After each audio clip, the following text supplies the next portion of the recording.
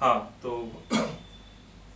मैं इसी टॉपिक को आपके सामने दोनों मतलब फर्स्ट पेपर भी मैं साथ साथ ले रहा हूँ, हालांकि वो मेरा पार्ट नहीं है, लेकिन मैं यही देख रहा हूँ कि आपको दोनों ही पार्ट साथ साथ में करवा दूँ। तो सबसे पहले मैं आ रहा हूँ बजट के मीनिंग में, मतलब इसका अर्थ क्या है। बजट का मीनिंग अर्थात अर्थ क्या है। अब आप पेन कॉपी भी साथ में रखिए, मैं अंग्रेजी भी बोलूँगा, थोड़ी हिंदी भी बोलूँगा, तो आप लिखते जाना।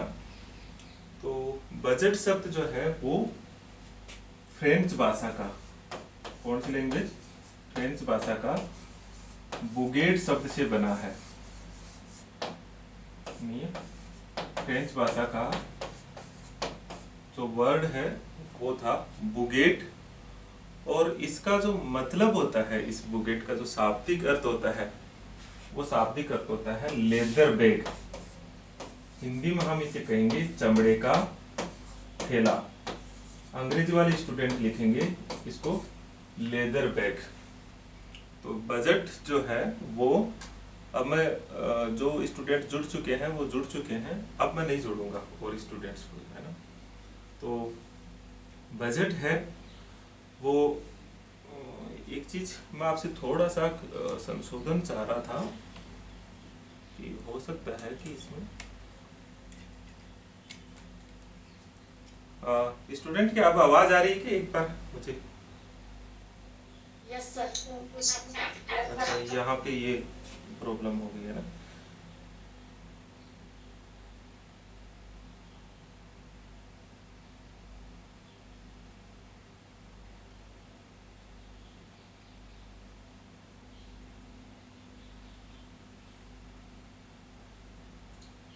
तो मैंने अब आपकी आवाज कुछ समय के लिए बंद कर दी है, फिर मैं आपसे सवाल जवाब लास्ट में पूछूंगा। तो मैं दोबारा से इस बात को क्लियर कर रहा हूँ कि जो बजट शब्द है वो फ्रेंच भाषा के बुगेट शब्द से बना है, और इसका अर्थ होता है लेदर बैग। अब इसे लेदर बैग क्यों कहा, ये देखने वाली बात है कि आखिर बजट को हम लेदर बैग क्यों कह रहे हैं। तो ये घटना है वो 1733 की घटना है। 1733 में एक घटना घटित हुई। कहाँ पे घटित हुई ये जो घटना है वो ब्रिटेन का एक वित्त मंत्री था, रॉबर्ट वॉलपोल। मैं कुछ कुछ चीजें लिखता जा रहा हूँ। 1733 में जो है ब्रिटेन का वित्त मंत्री था, और बहुत इंटरेस्टिंग घटना है। ब्रिटेन का जो फाइनेंस मिनिस्टर था उसका नाम था रॉबर्ट वॉलपोल। क्या घटना है, घटना ये थी स्टूडेंट कि जो ये रॉबर्ट वॉलपोल थे, अभी भी स्टूडेंट लगातार आ रहे हैं, ये गलत बात है, मैं नहीं जोड़ने वाला, ये लास्ट है, इसके बाद में स्टूडेंट्स को नहीं जोड़ूंगा। घटना ये थी कि ये जो वित्त मंत्री साहब थे वो बहुत ही जुझारू थे, और ये वित्त मंत्री साहब जो थे वो अपने काम के पक्के धुन टाइप में रखते थे, हमेशा एक चमड़े का बैग रखते थे, और जनरली ये टाइम पे आते थे। लेकिन जिस दिन एक दिन उनको बजट डॉक्यूमेंट्स, मतलब बजट तो पहले बोलते ही नहीं थे, पहले तो ऐसे था कि एक खाका खींचना होता था, उसको जब प्रस्तुत करना था, उस दिन हुआ ऐसा कि वो लेट आए, सभी लोग उनका वेट कर रहे थे, और फिर जो है आते ही, क्योंकि बड़े काम के धुन्नी तो थे, अपने चमड़े के बैग को खोला और खोल करके उसको फटना शुरू कर दिया। तब ब्रिटेन के जो सांसद थे वो सारे हंस पड़े, और उन्होंने उसके मजाक में, उस घटना के मजाक में, क्योंकि वो काफी मजाकिया घटना बनी, उन्होंने एक बुकलेट निकाली बाद में याद के रूप में। उसका नाम था द बुगेट ओपन्ड, मतलब चमड़े का थैला खुल गया। तो ये जो चमड़े का थैला खुला, मतलब जो उन्होंने चमड़े का थैला खोला था, उससे फिर ये बुगेट शब्द मतलब वित्तीय कागजातों के लिए इस्तेमाल होने लगा, और धीरे धीरे करके जो ये बुगेट शब्द है वो फाइनेंशियल डॉक्यूमेंट्स से के स्थान पर यूज हुआ, और बुगेट से जो शब्द अपभ्रंश होकर के जो है बाद में ये बन गया बजट। मतलब जो बजट शब्द है वो एक फ्रेंच वर्ड है बुगेट, और बेसिकली ये वित्त मंत्री रॉबर्ट वॉलपोल की एक घटना 1733 की एक घटना है। उस घटना में जो एक मैंने आपको बताया कि बड़ा मजाकिया स्थिति उत्पन्न हुई, और उस पर एक बुकलेट भी प्रकाशित की थी जिसका नाम था द बुगेट ओपन। और तब ये जो है ये सारा जो घटनाक्रम था इस पे फाइनेंशियल डॉक्यूमेंट्स के लिए बुगेट शब्द इस्तेमाल होने लगा, और इसी से फिर जो है बजट शब्द जो है वो प्रचलन में आया। तो यहाँ तक की बात जो है मुझे ऐसा लगता है कि आपको यहाँ तक की बात समझ में आ गई होगी। लेकिन इस शब्द का कोई सीधा सीधा मतलब नहीं है, मतलब सीधा कोई इसका संबंध नहीं है कि बजट जो है वो बुगेट शब्द से, चमड़े के थैली से कोई सीधा मतलब नहीं है। अब हमारा सवाल ये आता है, सवाल ये है हमारा कि अगर बजट शब्द जो है इस पे हमारा दूसरा सवाल ये आता है कि वास्तव में अगर हमको लिखना हो तो इसका एक्चुअल मीनिंग क्या है, इसका वास्तविक अर्थ हम कैसे लिखें अगर हमें बजट के बारे में लिखना हो मीनिंग। तो सबसे पहली बात है कि बजट जो होता है वो लेखा जोखा होता है। मतलब हम इसे कहें कि ये एक तरह से एक डॉक्यूमेंट है, रिटन डॉक्यूमेंट्स है। तो हम जिसे कहते हैं ना कि बजट क्या है, एक लेखा जोखा है। आप अंग्रेजी में कहें कि ये एक डॉक्यूमेंट है। मैं इस शब्द को बना रहा हूं कि क्या क्या चीजें आनी चाहिए। अब ये लेखा जोखा में क्या चीज होती है, लेखा जोखा में दो बातें होती है, एक होती है आय और दूसरा होता है व्यय। एक होती है इनकम और दूसरा होता है एक्सपेंडिचर। हमें ये कहें कि ये एक ऐसा डॉक्यूमेंट्स है जिसके भीतर इनकम एंड एक्सपेंडिचर का एक तरह से लेखा जोखा होता है। अब हमारे सामने सवाल है कि ये किसके लिए होता है, कब के लिए होता है। तो इसमें आप एक टर्म जोड़ेंगे, वो जोड़ेंगे एक वित्तीय वर्ष के लिए होते हैं, एक वित्तीय वर्ष के लिए होते हैं। मतलब एक वर्ष के लिए नहीं होते बल्कि अंग्रेजी में हम इसे कहेंगे ए फाइनेंशियल ईयर। एक साल के लिए नहीं बल्कि ए फाइनेंशियल ईयर, एक वित्तीय वर्ष के लिए होते हैं। मैं फिर जो स्टूडेंट कैमरा ऑन नहीं करे हैं, क्योंकि मेरी स्क्रीन पे सभी दिख रहे हो आप, सभी आप कैमरा ऑन कर लीजिए।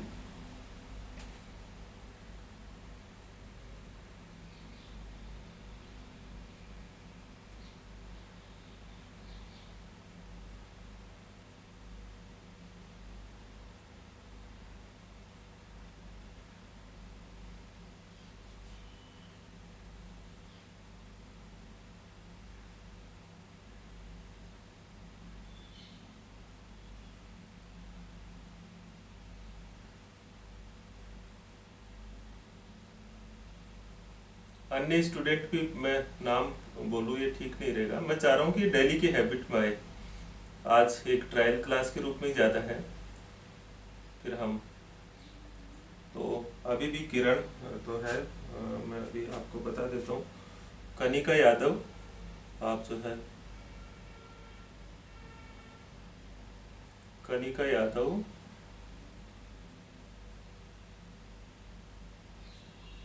और सब सोनू जाट, सानू,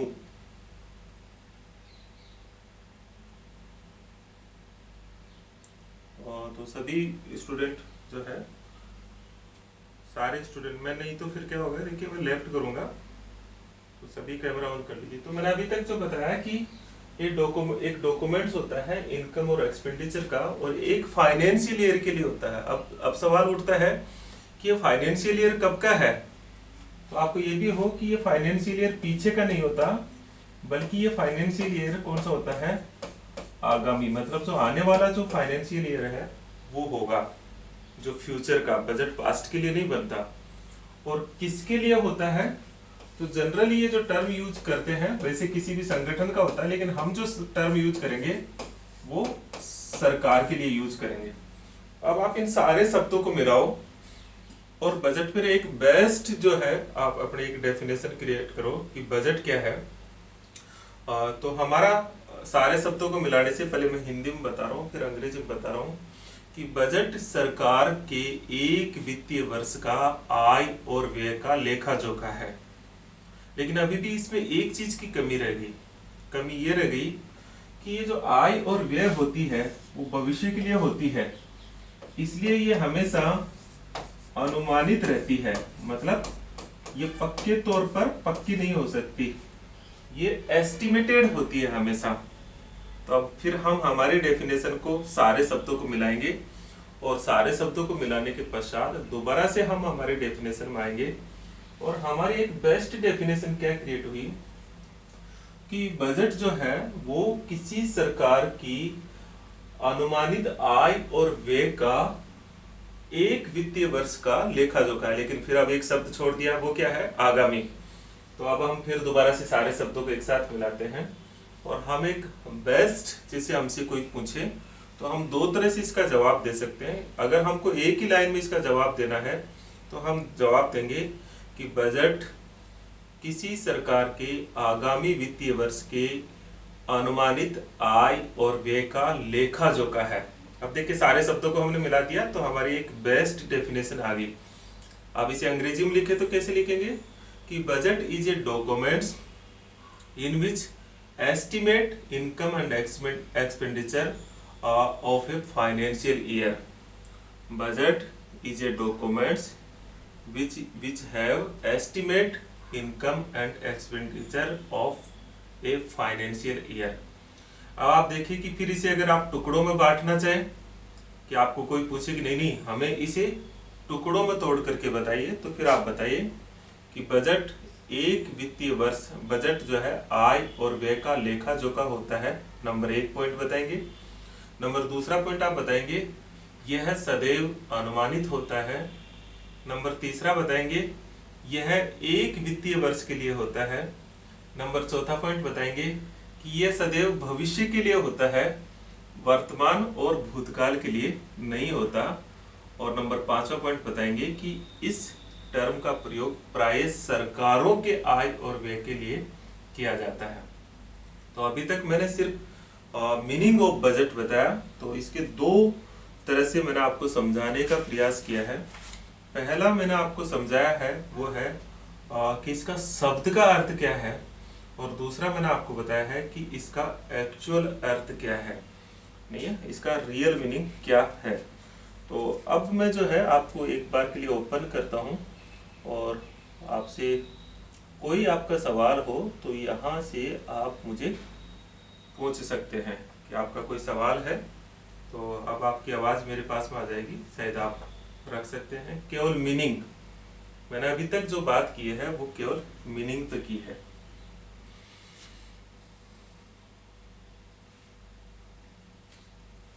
किसी का भी सवाल हो, आपको अगर लगता है कि सब कुछ समझ में आ गया तो मुझे जरूर मैसेज भी कर सकते हैं।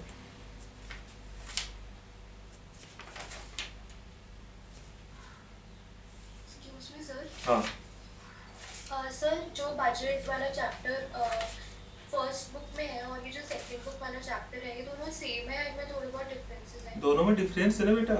फर्स्ट वाला तो प्रिंसिपल है जो मैं पढ़ा रहा हूँ फर्स्ट पेपर में। अभी सेकंड में इंडिया में बजट कैसे बनता है, कैसे वह एग्जीक्यूट होता है, और मैं तो मेरे तो केवल सेकंड पेपर ही आपको पता है, मैं सेकंड पेपर ही पढ़ाता हूँ, फर्स्ट पेपर नहीं पढ़ा था। लेकिन फिर भी मेरा हमेशा से सोच है कि आप पढ़ लेना मैडम से, लेकिन फिर भी जो है इस समय मेरी ये कोशिश है कि मैं आपको फर्स्ट पेपर भी साथ साथ करवा दूं ताकि आपका सिलेबस हो जाए। और इसीलिए आपको ऑनलाइन मोड पे लेके आया हूँ कि आपको इस मोड पे मैं अगर ये सही सेट हो गया तो मैं आपको बेहतर तरीके से करवा पाऊँगा। लेकिन मैंने आपको पहले कह दिया है कि अभी भी स्टूडेंट्स अपने कैमरे वगैरह ऑफ रखें। मैं नहीं चाहता कि मुझे सिर्फ सुने, मैं ये क्लासरूम मोड ही चाहूँगा। आप देखिए मैं क्लास में भी बड़ा सख्त हूँ, तो यहाँ भी मैं सख्त ही रहूँगा, ठीक है। तो मीनिंग समझ में आया कि नहीं आया, आप बताओ कि आपको सिर्फ बजट के मीनिंग पे आपको बात करनी हो कि मीनिंग ऑफ बजट क्या है। Yes sir. तो बस इतनी सी बात है ना, ठीक है। अब जो है आगे इसके प्रिंसिपल्स में चलेंगे कि बजट के प्रिंसिपल्स या बजट के सिद्धांत क्या है। बजट के सिद्धांत या बजट के प्रिंसिपल्स क्या क्या होते हैं। ठीक है, ये दूसरा पार्ट है। तो बजट के प्रिंसिपल में पहला प्रिंसिपल है वार्षिकता का सिद्धांत।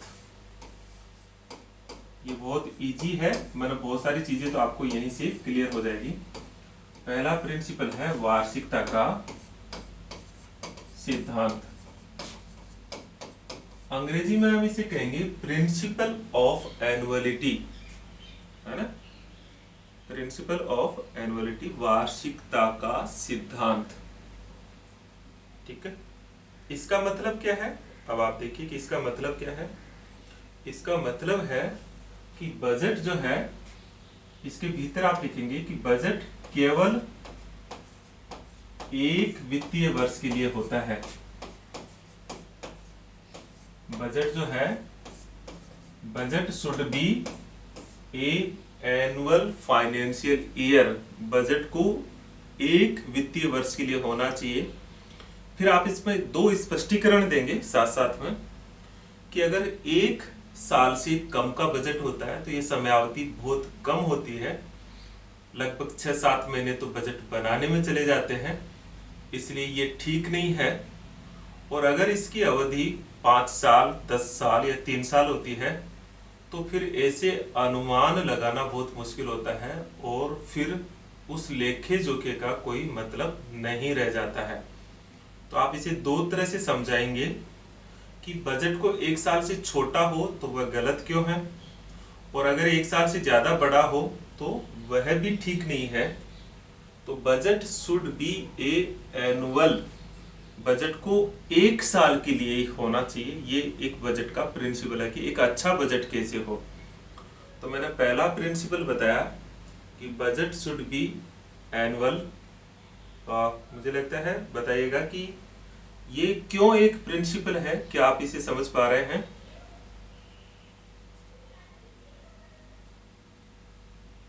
क्लियर हुआ आपको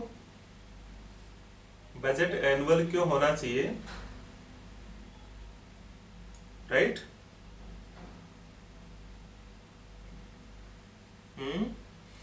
कनिका, यस सर। ओके, है ना। फिर दूसरा प्रिंसिपल है हिंदी में से, ये हिंदी शब्द बहुत मुश्किल है, व्यपगमन का सिद्धांत, लेकिन यहाँ अंग्रेजी शब्द बहुत अच्छा है, व्यपगमन का सिद्धांत। अंग्रेजी में से कहते हैं principle of rules of labs. देखिए यहाँ अंग्रेजी शब्द बहुत अच्छा बनता है, प्रिंसिपल रूल्स ऑफ लैब्स का principle of rules of labs. अब इसे आप समझेंगे कि ये क्या है। जैसे बजट एक साल के लिए होता है ना। मेरी 10 बजे अगली क्लास भी होगी, ठीक है, अभी तो समय है। जैसे बजट एक साल के लिए होता है तो अगले वर्ष के लिए नहीं है, एक साल के लिए होता है। अब मान लीजिए कि फॉर एग्जाम्पल के लिए मान लीजिए कि आपका बजट एक साल का है, लेकिन आपने उसमें से आपको 1000 रुपये दिए और आपने 500 रुपये खर्च किए। अब अगले साल फिर आप 1000 रुपये की बजाय कहोगे कि आप 2000 रुपये या 1500 रुपये फिर आपको पापा ने दिए, और पिछला वाला हिसाब तो वो छटता ही चला गया। इसलिए बजट का एक प्रिंसिपल ये माना जाता है कि एक वित्त वर्ष के अंत में, जैसे इंडिया का जो फाइनेंशियल ईयर है वो है 1 अप्रैल से 31 मार्च। तो आप ये सोचिए कि 31 मार्च तक जो पैसा खर्च नहीं हुआ उसे अगले बजट में शिफ्ट नहीं किया जाएगा, बल्कि वो पूरा का पूरा पैसा जो है, जो खर्च नहीं हुआ, वो लैप्स हो जाएगा, मतलब वो खत्म हो जाएगा, ताकि बजट दोबारा से जीरो से शुरू हो सके। तो बजट का दूसरा जो प्रिंसिपल यह है कि जो धनराशि खर्च नहीं हुई उस वित्त वर्ष में, उसे समाप्त कर दिया जाना चाहिए और फिर नए सिरे से नई धनराशि अलॉटमेंट हो और फिर नए सिरे से बजट को माना जाए। अदरवाइज बजट का पता ही नहीं चलेगा कि एक साल, 2 साल का, तीसरे साल का, और वो एक दूसरे के ऊपर क्या होता जाएगा, ओवरलैप होता जाएगा। तो मैंने दूसरी खास सर बात और दूसरी विशेषता क्या बताई, budget should be excuse me. Follow the rules of labs, उसे रूल्स ऑफ लैब्स के प्रिंसिपल का पालन करना चाहिए। तो क्लियर हुई ये बात। अब ये कुछ स्टूडेंट जुड़ रहे हैं तो मैं इन्हें जोड़ने नहीं दूंगा। सर अब हाँ एक्सक्यूज मी सर। हाँ बोलो। सर एक बार और बताना ये वाला रूल्स ऑफ लैब्स का मतलब ये होता है, हाँ आप बंद कर लीजिए ऑडियो। रूल्स ऑफ लैब्स का मतलब ये होता है कि जो धनराशि वित्त वर्ष में खर्च नहीं होती है उसे अगले वर्ष ट्रांसफर नहीं किया जाएगा, बल्कि अगले वर्ष उस धनराशि में जो खर्च नहीं हुए उसको खत्म कर दिया जाएगा और नए वर्ष में नए साल से शुरू होगा। आप ऐसा समझिए इसे कि आपको 10,000 रुपये दिए, अब आपको 10,000 रुपये तक खर्च करने की छूट थी लेकिन आपने 3,000 ही खर्च किए। आप पापा से ये कहो कि मुझे सर पिछली बार के 7,000 तो पिछली बार के बच रहे हैं और अब की बार 10 की जगह 12 तो मुझे देंगे, तो फिर वो हिसाब नहीं बनता है। तो बजट का प्रिंसिपल यह है कि जो धनराशि खर्च नहीं है वो लैप्स मान ली जाती है। और इसी से एक भारत में, जब हम भारत में इसको पढ़ेंगे तो भारत में एक घटना होती है जिसे कहते हैं मार्च रस। ये आप अगर आपके कोई भी किसी ऑर्गेनाइजेशन में आपके फादर मदर काम करते हैं तो जरूर बताएंगे। मार्च रस का मतलब यह होता है, मार्च रस का मतलब ये होता है कि जो धनराशि खर्च नहीं होती, जनरली क्या होता है कि हमारा वित्त वर्ष होता है 1 अप्रैल से 31 मार्च, तो हमारी ये टेंडेंसी होती है कि पहले तो हम खर्च नहीं करते हैं, फरवरी तक तो बैठे रहते हैं और फिर पता लगता है कि 31 मार्च को पैसा खत्म हो जाएगा और वो अगले बजट में शिफ्ट नहीं होना है, तो फिर मार्च में बिना सोचे समझे सरकारी विभागों में अंधाधुंध खर्च किया जाता है और उस गलत प्रवृत्ति को कहा जाता है मार्च रस। तो मैं दोबारा से इस बात को बता रहा हूँ कि बजट जो है वो रूल्स ऑफ लैब्स का प्रिंसिपल लिए होना चाहिए और इसी कारण भारत में मार्च रस की घटना घटित होती है, इसी प्रिंसिपल के कारण। Excuse me sir. हाँ हाँ तब सर जो वित्तीय वर्ष में अनुमानित बजट रखा गया है वो एक वित्तीय वर्ष से पहले खत्म हो जाए तो? एक वर्ष से पहले खत्म हो जाए तो क्या करें, खत्म हो गया, उसके भी तरीके होते हैं कि खत्म हो गए तो फिर अतिरिक्त पैसे की जरूरत पड़े तो वो हम भारत के बजट में देखेंगे। लेकिन ये प्रिंसिपल है कि इस प्रिंसिपल को फॉलो करना चाहिए। हम भारत का बजट नहीं पढ़ रहे अभी हम ये देख रहे हैं कि बजट को कैसा होना चाहिए, उसको किन किन सिद्धांतों का पालन करना चाहिए। फर्स्ट पेपर बता रहा हूँ, फिर सेकंड पेपर आऊंगा। फिर मैं तीसरा पॉइंट जो है वो ये है कि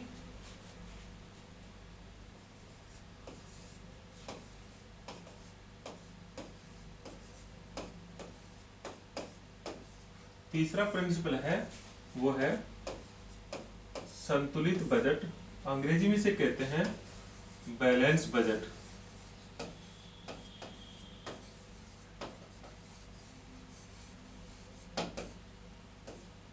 budget should be balanced, budget should be balanced. Balance budget किसे कहते हैं, अब आप देखिए 3 स्थितियां हो सकती है, एक होता है इनकम और एक होता है एक्सपेंडिचर। मैं केवल शब्दों से बता रहा हूं, नहीं है। एक स्थिति हो सकती है कि इनकम ज्यादा हो और एक्सपेंडिचर कम हो, एक स्थिति हो सकती है कि इनकम कम हो एक्सपेंडिचर ज्यादा हो, और एक स्थिति होती है कि इनकम और एक्सपेंडिचर लगभग बराबर हो। नहीं है? ये 3 परिस्थितियां हो सकती है कि नहीं हो सकती कि आय, एक परिस्थिति हो सकती है कि आय ज्यादा खर्च कम हो, एक परिस्थिति होती है कि आय कम और खर्च ज्यादा हो जाए, ये भी होता है।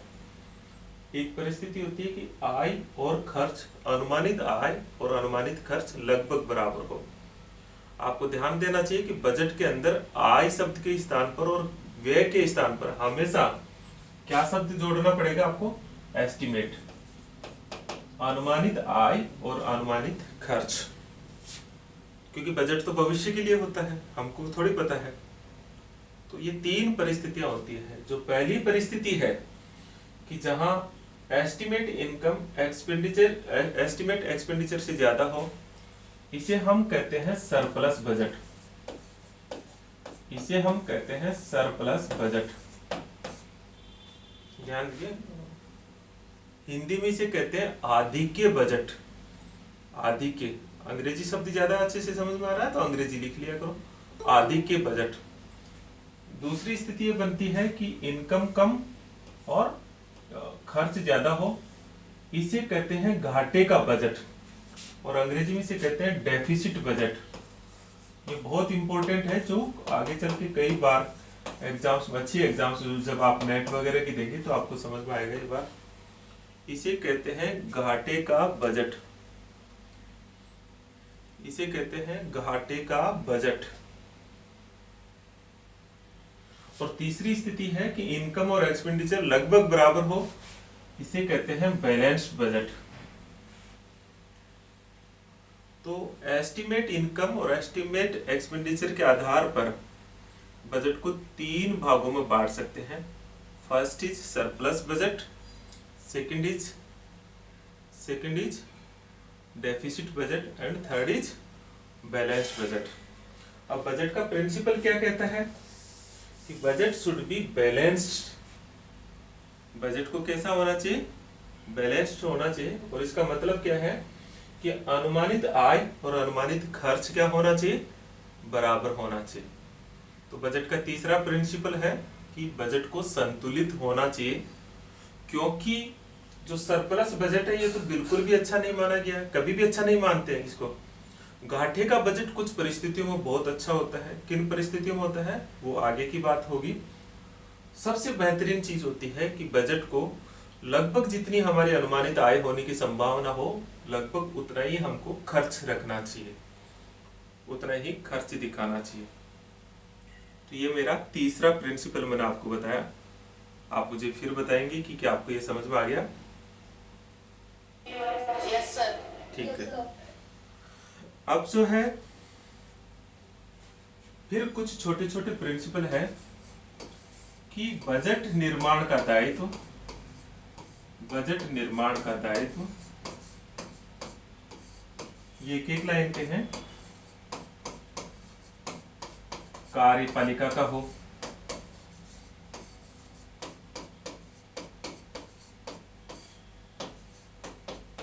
अंग्रेजी में से कहेंगे budget formulation should be by the executive.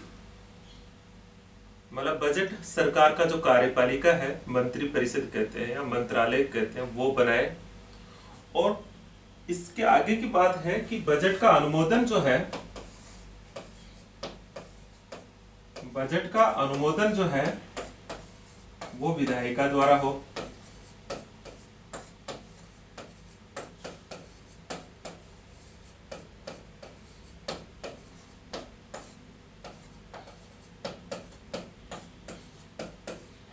नहीं है तो budget should be approved by legislature.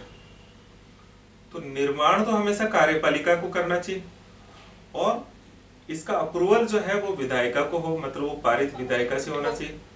ऐसा इसलिए क्योंकि बजट उसी को बनाना चाहिए जिसको खर्च करना है, लेकिन विधायिका का इसलिए क्योंकि बजट पर नियंत्रण बहुत जरूरी है। अगर आप विधायिका को ये पावर नहीं देंगे तो फिर जो बनाएगा वही खर्च करेगा और सब कुछ उसी के हाथ में रहेगा, तो कंट्रोल ही नहीं रहेगा। इसलिए बजट पर प्रभावी नियंत्रण हो, इसलिए उसको विधायिका से अनुमोदन या पास करवाना चाहिए। लेजिस्लेचर, विधायिका का मतलब लेजिस्लेचर, मतलब हमारे यहाँ सरकार बजट बनाए लेकिन संसद से पारित जरूर करवाए। तो आजकल बजट सत्र चल रहा है, इसीलिए मैंने ये टॉपिक भी लिया है। तो जैसे बजट, वित्त मंत्री बजट रखती है, मतलब सरकार ने बनाया लेकिन वो पास कहाँ होगा? संसद से। तो बजट के 2 प्रिंसिपल और है कि बजट का निर्माण तो एग्जीक्यूटिव करे, लेकिन वो अप्रूवल जो उसको मिले, जो वो पास हो, उसको जो अनुमति दे, वो लेजिस्लेचर को देना चाहिए। तो ये फिर 2 प्रिंसिपल और बन जाते हैं। छठा प्रिंसिपल है बजट का पर्याप्त प्रचार प्रसार होना चाहिए।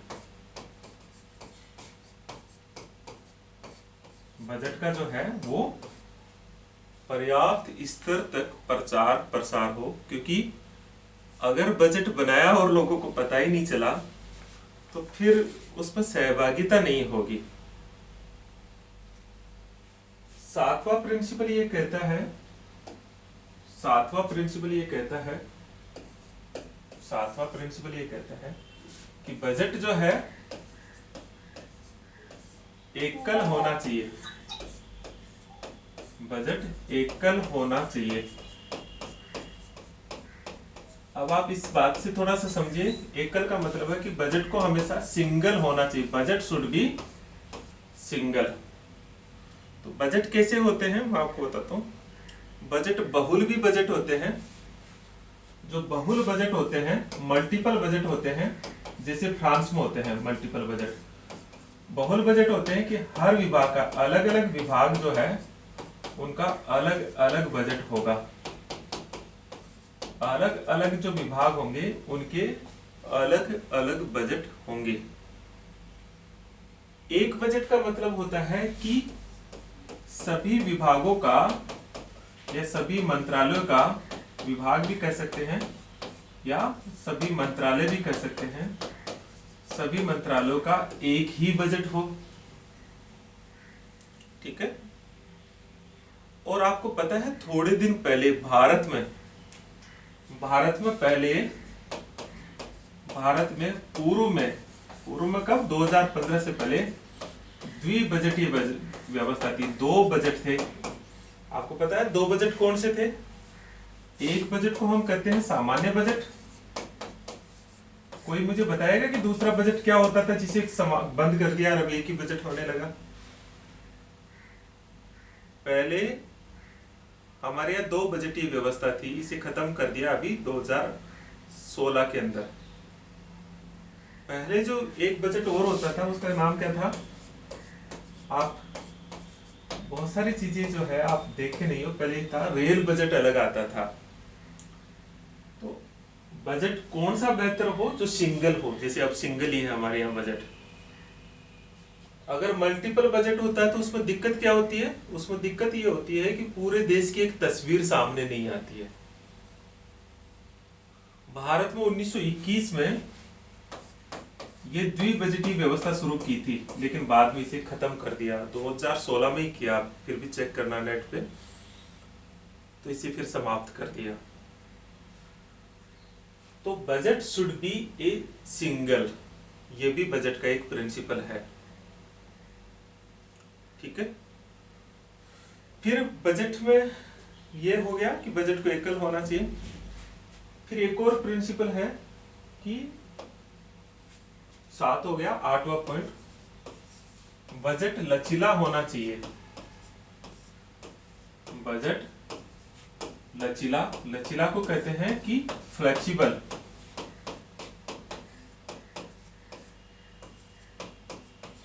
Budget should be flexible. Budget को क्या होना चाहिए? लचीला हो।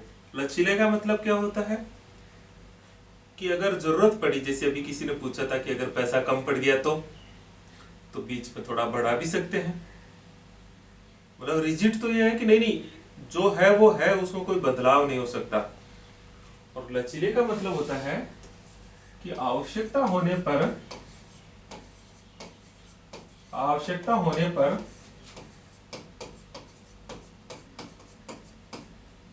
बदलाव भी किया जा सकता है।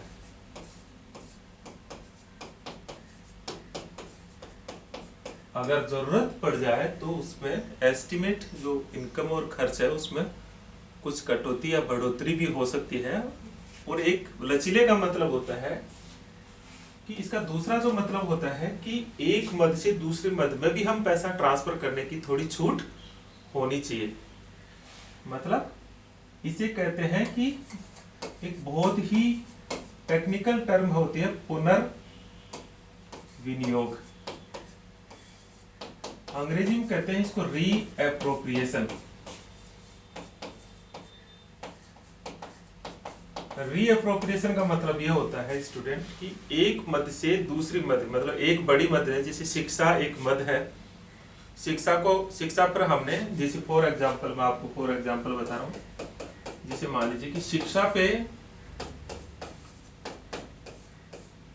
5,000 करोड़ रुपए का बजट दिया। अब शिक्षा में भी तो कई है, जैसे प्राइमरी शिक्षा, प्राथमिक शिक्षा है, माध्यमिक शिक्षा है और उच्च शिक्षा है कि नहीं? अब मान लो कि यहां से कुछ पैसा बच रहा है, तो यहां से अगर हम प्राइमरी एजुकेशन का कुछ पैसा हायर एजुकेशन में अगर शिफ्ट कर दे, तो एक ही मद के भीतर हमने बदलाव किए कर दिया।